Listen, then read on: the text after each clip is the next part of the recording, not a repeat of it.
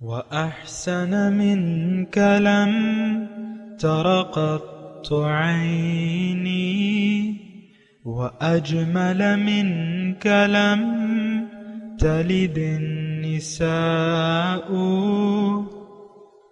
خلقت مبرأ من كل عيب خلقت مبرأ من كل عيب كأنك قد خلقت كما تشاء كتاب أنزلناه إليك مبارك ليدبروا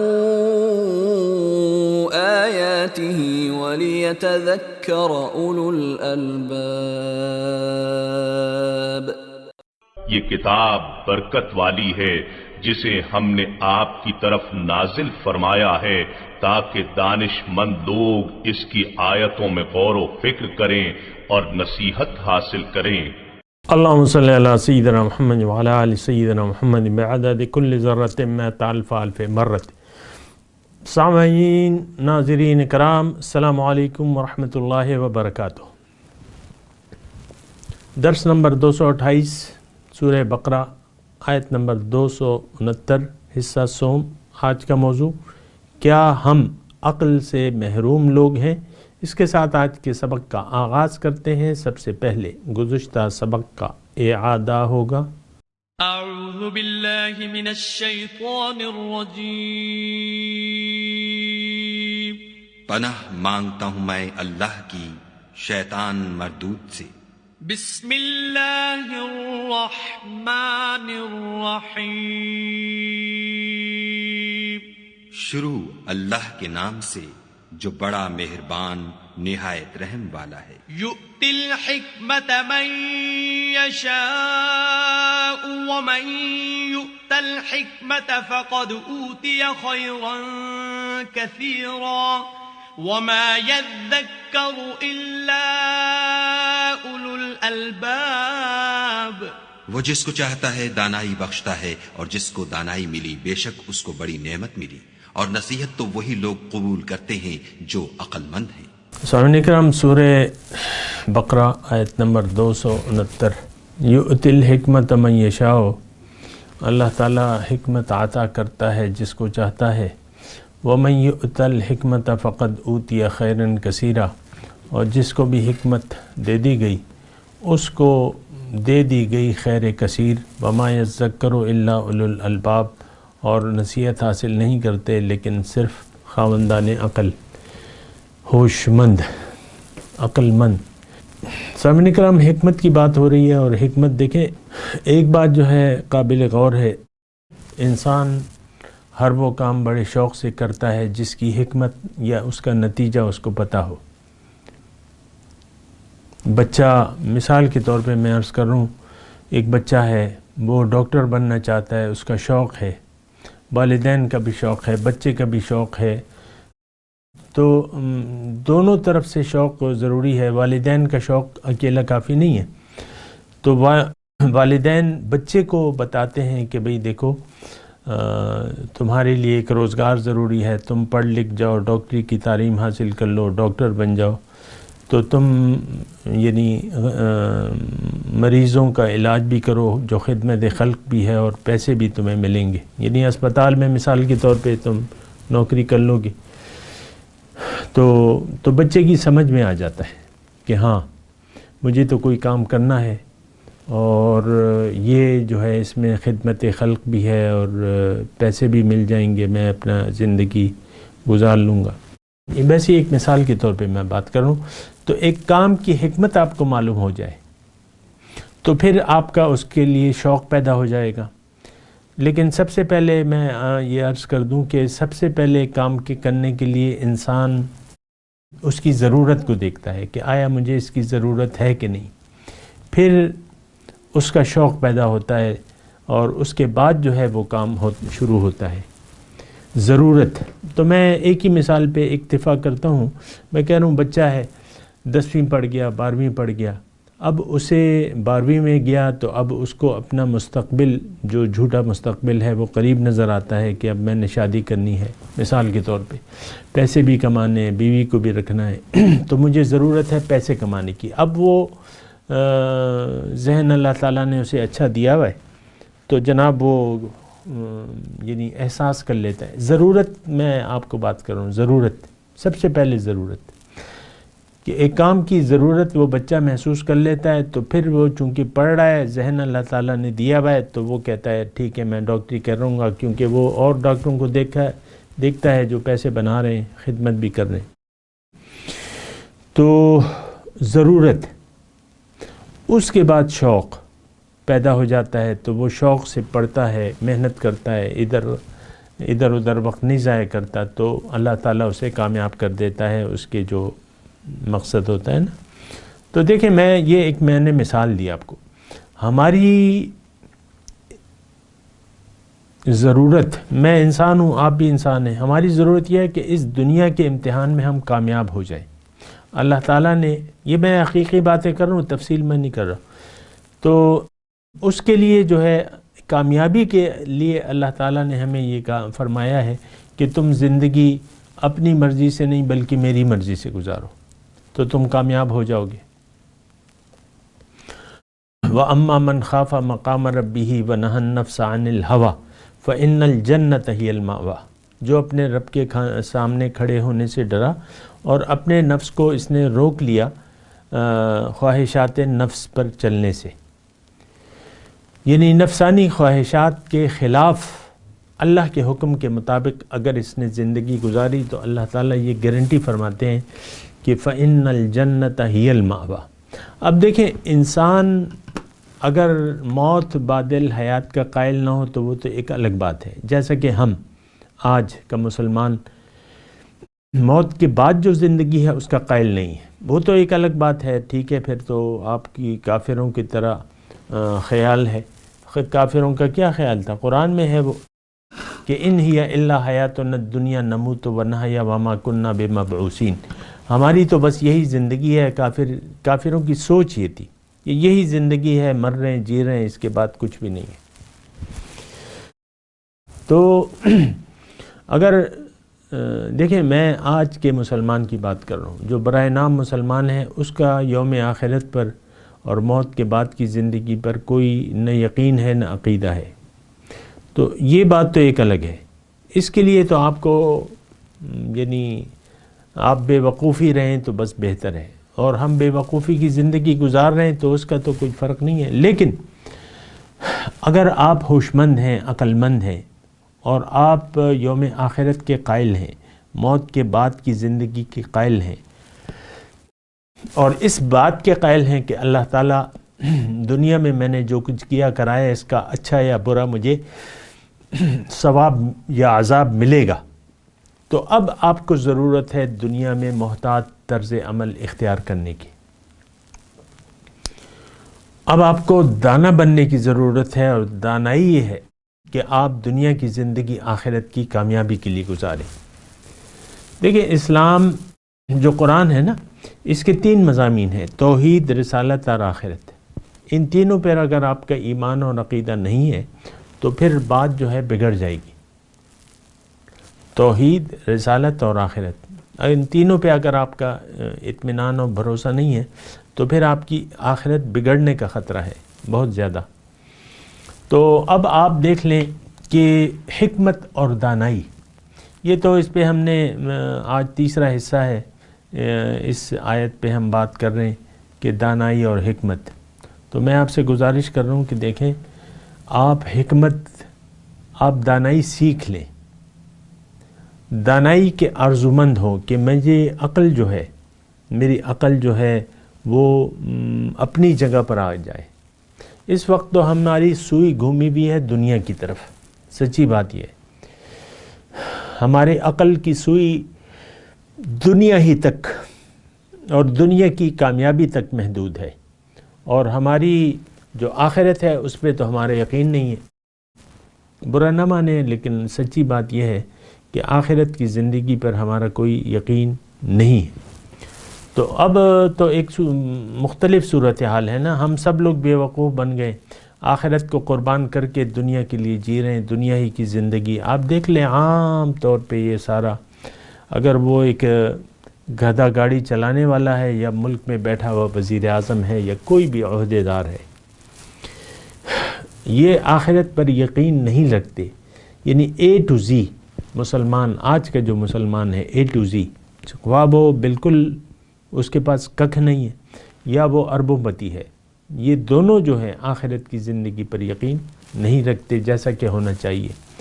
تو بہرحال وہ تو ایک الگ صورتحال ہے. لیکن دیکھیں خیر کثیر کی میں آپ کو بات کر رہا ہوں کہ خیر کثیر کی مجھے ضرورت ہے، آپ کو ضرورت ہے، اور یہ حاصل ہوگا اگر آپ اپنی زندگی کی جو سوئی ہے اس کا رخ جو ہے وہ آخرت کی طرف پھیر دیں.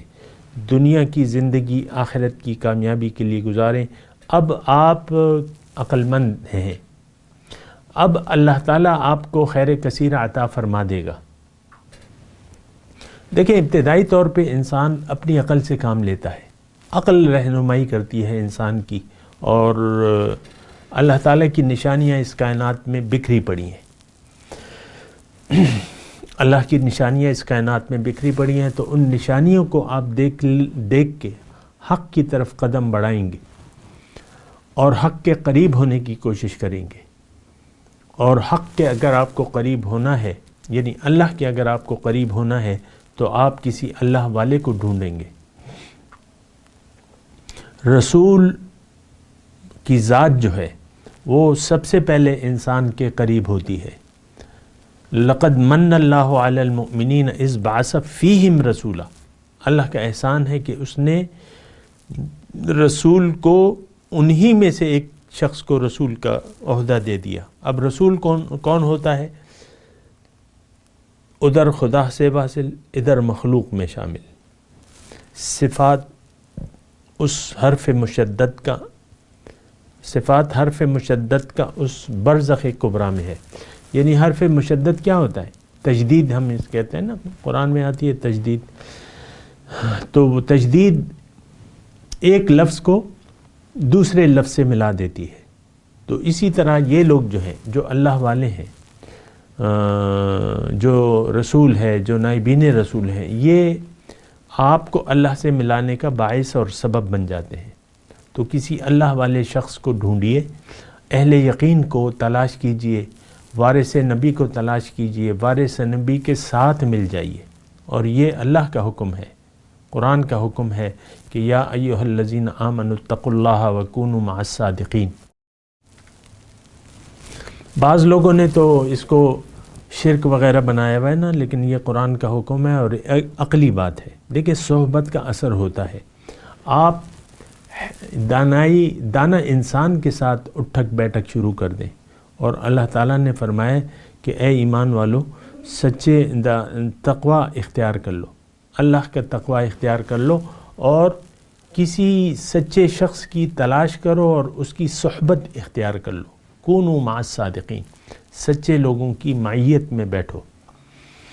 تو یہ مختصر جو یعنی اب تک میں نے آپ کو یہ مضمون بیان کیا. اصل میں دانائی کی ضرورت، حکمت کی بات، حکمت ہماری ضرورت ہے، دانائی ہماری ضرورت ہے. جب تک کام کی ہم حکمت کو نہیں جانیں گے تو پھر اس کی تلاش بھی نہیں کریں گے. آج ہمیں اسلام کی حکمت معلوم نہیں ہے. حکمت کا مطلب وجہ، یعنی یہ بھی ہے حکمت ہم جو معنی میں استعمال کرتے ہیں نا اردو میں حکمت، کہ بھئی تم جانتے ہو اس کام کی حکمت کیا ہے، اس کام کا فائدہ کیا ہے، اس کام کا نتیجہ کیا ہے. یہ سارے الفاظ استعمال ہو سکتے ہیں. اسلام کی حکمت ہمیں کم از کم نہیں معلوم. اللہ کی بندگی، کامل بندگی، اس کی حکمت، اس کا نتیجہ، اس کی پرپس ہمیں نہیں معلوم، اس کا مقصد کیا ہے. دیکھیں اللہ کی بندگی تو لازم ہے، اور انسان کی کامیابی اللہ کی بندگی میں ہے، لیکن ہمیں نہیں معلوم کہ بندگی کا راستہ کیا ہے اور اس کی منزل کیا ہے. لہٰذا تو پھر آدھا تیتر آدھا بٹیر ہے، جیسے کہ ہم ہیں نمازیں، روزہ، حج، زکوٰۃ کر رہے ہیں، لیکن زندگی تو اپنی مرضی سے گزار رہے ہیں.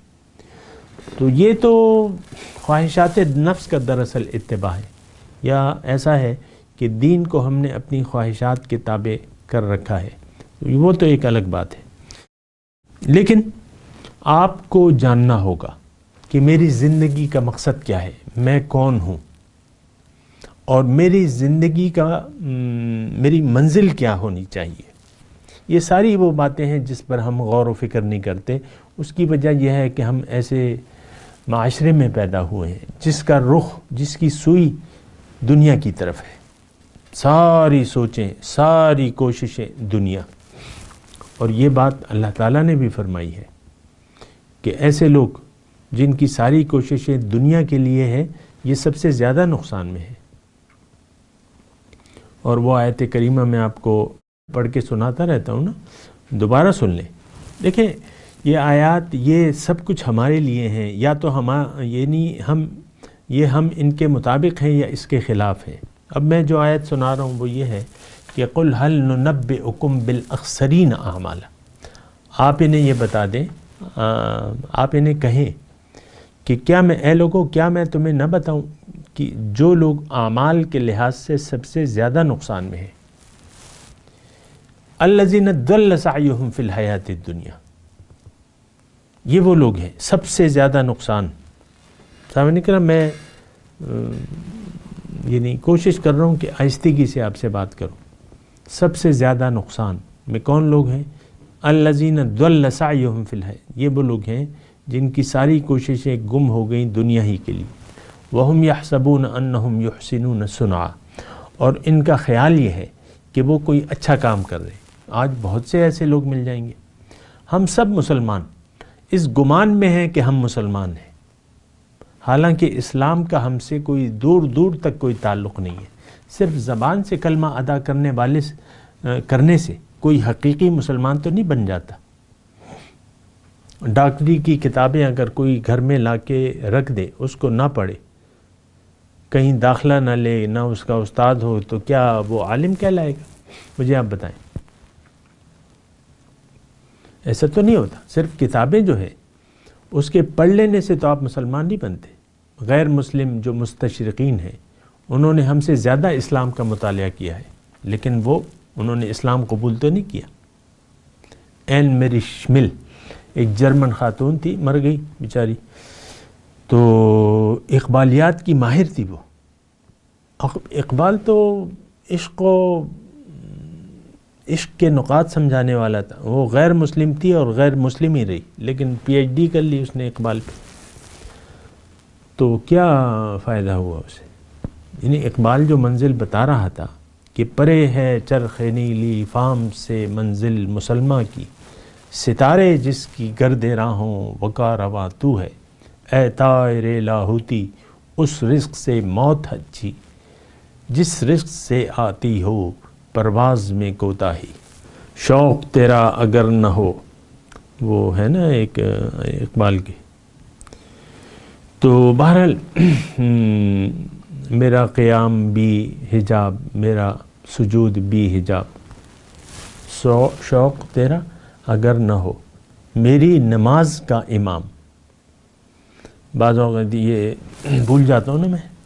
شوق تیرا اگر نہ ہو میری نماز کا امام، میرا قیام بھی حجاب، میرا سجود بھی حجاب. اس طرح کا شعر ہے. تو این میری شمل جرمن عیسائی گمراہ لوگ، عیسائی گمراہ ہیں، قرآن نے قرار دیا ضالین ہے. تو اقبالیات کی پی ایچ ڈی ہو گئی بھئی، لوگ بلا رہے ہیں، مذاکرے ہیں اور ٹی پارٹیاں ہیں بس. تو اسی طرح ہمارا حال ہے. اسلام کا نام لیے جا رہے ہیں، چند افعال و اعمال اپنی مرضی سے ہم نے چن لیے کہ روزے تو رکھنے، نمازیں تو پڑھنی ہیں، حج پہ تو جانا ہے، زکوٰۃ تو دوں گا یا دوں گی. تو یہ اپنی مرضی سے آپ کر رہے ہیں. آپ کو اسلام کی حکمت نہیں معلوم، اس کی ضرورت بھی آپ نہیں سمجھتے. جس سے میں نے بات کی تھی نا، ضرورت، اصل چیز تو ضرورت ہے. آپ اسلام کی ضرورت محسوس نہیں کرتے. دیکھیں یہ تو بغیر کسی یعنی تردید کے میں یہ بات کہہ سکتا ہوں کہ آج کا مسلمان قرآن کی ضرورت محسوس نہیں کر رہا عمل کے لیے، اور آج کا مسلمان قرآن کو عملی طور پہ کتاب ہدایت نہیں سمجھتا۔ وہ کہتا ہے میں تو بڑا روشن خیال ہوں، ٹھیک ہے میں پڑھوں گا بس، اس کے علاوہ تو کچھ بھی نہیں ہے۔ تو دیکھیں ایک بہت خطرناک صورتحال ہے جس میں ہم جی رہے ہیں۔ ہم بے وقوفوں کا ایک ٹولہ ہے، اجتماعی طور پہ مسلمان، انہوں نے اپنے آپ کو بے وقوف بنا لیا ہے، بے وقوف بن گئے، دنیا کی زندگی کو چن کے آخرت کی زندگی کو فراموش کر دیا ہے۔ یہ بے وقوفی ہے، بہت بڑی بے وقوفی ہے، اور آپ کو اس کا خمیازہ بھگتنا ہوگا۔ میں آپ کو عرض کر رہا ہوں، یہ تو دیکھیں اس میں تو کوئی جو یقین رکھتا ہے آخرت پہ تو اس کے لیے تو اس بات میں کوئی شک و شبہ ہی نہیں ہونا چاہیے، جو میں آپ کو بات کر رہا ہوں کہ نقصان میں ہیں وہ لوگ۔ اور تو میں تو قرآن کی آیت پیش کر رہا ہوں جو شاید میں نے ابھی پوری نہیں کی ہے، میں پوری کر دیتا ہوں۔ الذین ضل سعیہم فی الحیات الدنیا، سب سے زیادہ نقصان میں وہ لوگ ہیں جن کی ساری کوششیں دنیا ہی کے لیے صرف ہو گئیں۔ وہم یحسبون انہم یحسنون صنعا، اور وہ گمان یہ رکھتے ہیں کہ وہ کوئی اچھا کام کر رہے ہیں۔ یحسنون اولئک الذین کفروا بآیات ربہم، یہ وہ لوگ ہیں۔ دیکھیں یہ ہمارا حال بیان ہو رہا ہے، آپ یہ نہ سمجھیں کہ یہ کوئی کافر ہیں یا وہ ہیں۔ اور اس آیت میں اللہ تعالیٰ دین اسلام کا تذکرہ ہی نہیں کر رہا، نہ مسلمان کا ذکر ہے، نہ مومن کا ذکر ہے، نہ ہندو کا ہے، نہ عیسائی کا ہے، نہ یہودی کا ہے، نہ سکھ کا ہے، نہ بدھ مت کا ہے۔ بس ایک روش ہے کہ دنیا اصل ہے، دنیا مقصود ہے، دنیا محبوب ہے، باقی تو ساری دیکھیں ہم مسلمان ہوں یا غیر مسلم، ہم سب کا مذہب عقیدہ ایک ہے، اور وہ کیا ہے؟ دنیا ہے بس۔ ان ہی الا حیاتنا الدنیا نموت ونحیا وما کننا بمبعوثین۔ جمہور عوام کا اس وقت، خواہ وہ مسلمان ہوں، عیسائی ہوں، یہودی ہوں، ہندو ہوں، ان سب کا عقیدہ ماننا یہ ہے کہ یہی زندگی ہے، اسی کے لیے کوشش کرو، اسی میں کامیاب ہو، اور کوئی زندگی نہیں۔ اب کیا کہوں میں، مطلب آپ دیکھ لیں، اور آپ مجھے جھٹلا سکتے ہیں، کمنٹس میں لکھ دیں کہ تم تو بڑے جھوٹے ہو۔ ہم سب جو ہے آخرت کو ماننے والے ہیں، ہم تو سب، ہمارا زندگی کا مقصود تو اللہ کی رضا ہے۔ کمنٹس میں آپ لکھ دیں کہ تم سے بڑا جھوٹا تو کوئی بھی نہیں ہے، ہم سب کا مقصود تو اللہ کی رضا ہے، ہم تو آخرت کی زندگی کو ہم نے چن لیا ہے، اور دنیا کی زندگی کو جب بھی موقع آتا ہے مال و جان اس کی راہ میں کھپا دیتے ہیں۔ ہم تو رسول کے راستے پر چل رہے ہیں، قرآن تو ہم نے مشعل راہ بنایا ہوا ہے، قرآن میں تو ہمارے لیے ہدایت ہے، اور قرآن کو تو ہم نے سینے سے لگایا ہوا ہے۔ تم کیسے کہہ رہے ہو یہ بات؟ کمنٹس میں لکھ دیں۔ آپ نہیں لکھ سکتے، لکھیں گے تو وہ جھوٹ ہوگا جو کچھ آپ کہتے ہیں۔ یہ تو ہم جھوٹ بولتے رہتے ہیں، میں مسلمان ہوں، عام طور پہ مجھ سے بھی یعنی خاصے پڑھے لکھے لوگ کہ بھئی ہم نے تو کلمہ پڑھا ہوا ہے، تم کیسے کہتے ہو؟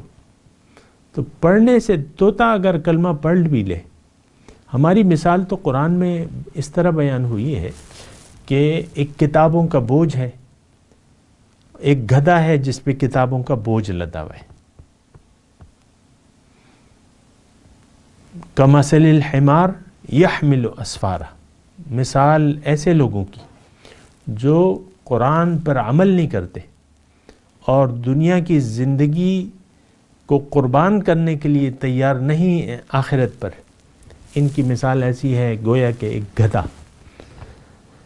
اور اس پر کتابوں کا بوجھ لدا ہوا ہے۔ بئس مثل القوم الذین کذبوا بآیاتنا، بہت بری مثال ہے ایسے لوگوں کی جنہوں نے میری آیات اور نشانیوں کو جھٹلا دیا۔ اصل میں دیکھیں اللہ کی نشانیاں ہمارے سامنے بکھری پڑی ہیں، میں انسان خود اللہ تعالیٰ کی ایک بہت بڑی نشانی ہے۔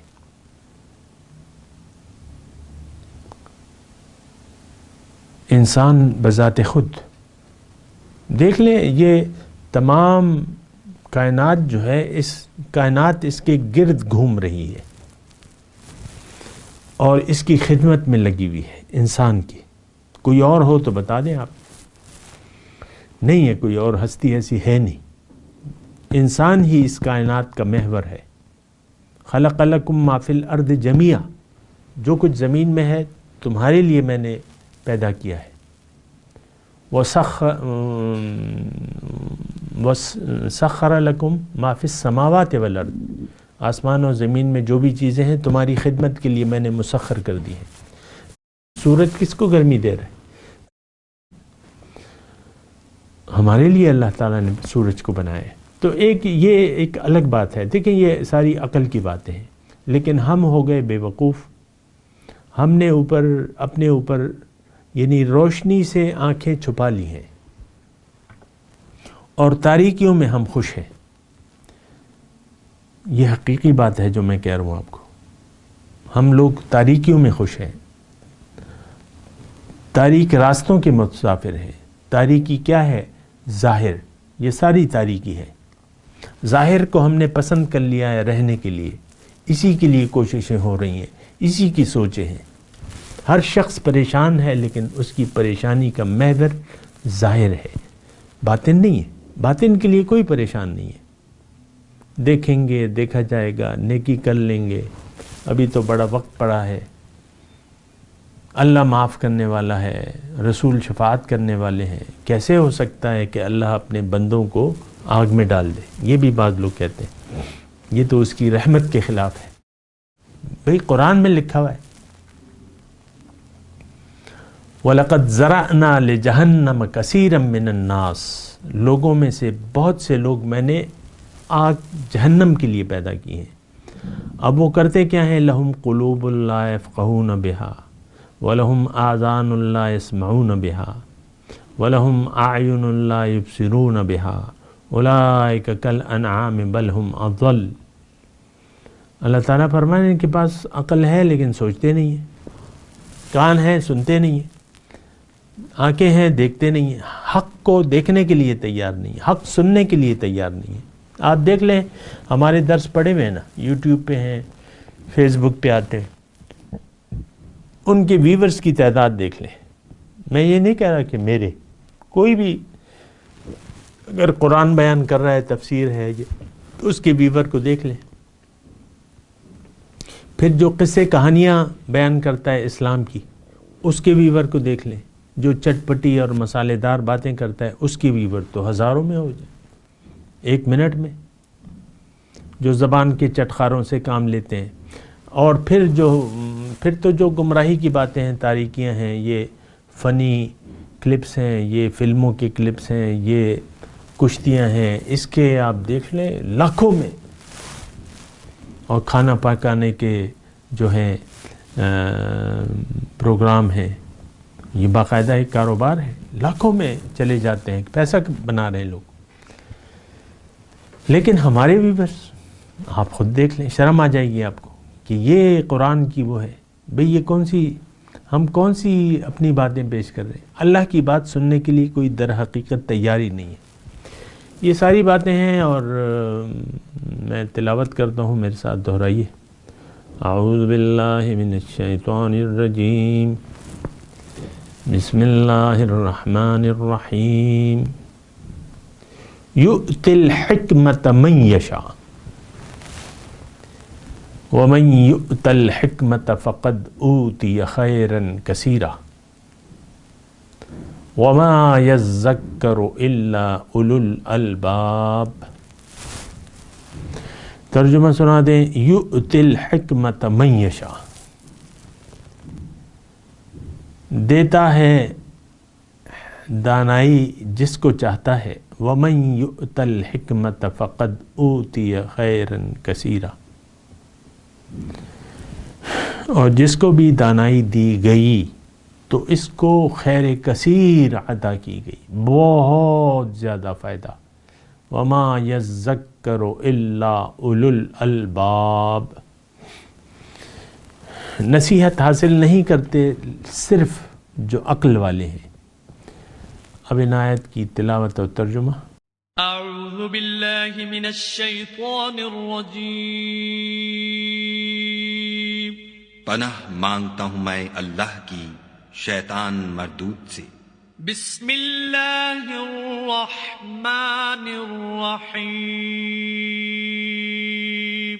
شروع اللہ کے نام سے جو بڑا مہربان نہایت رحم والا ہے۔ یؤتی الحکمت من یشاء ومن یؤت الحکمت فقد اوتی خیرا کثیرا وما یذکر الا اولو الالباب۔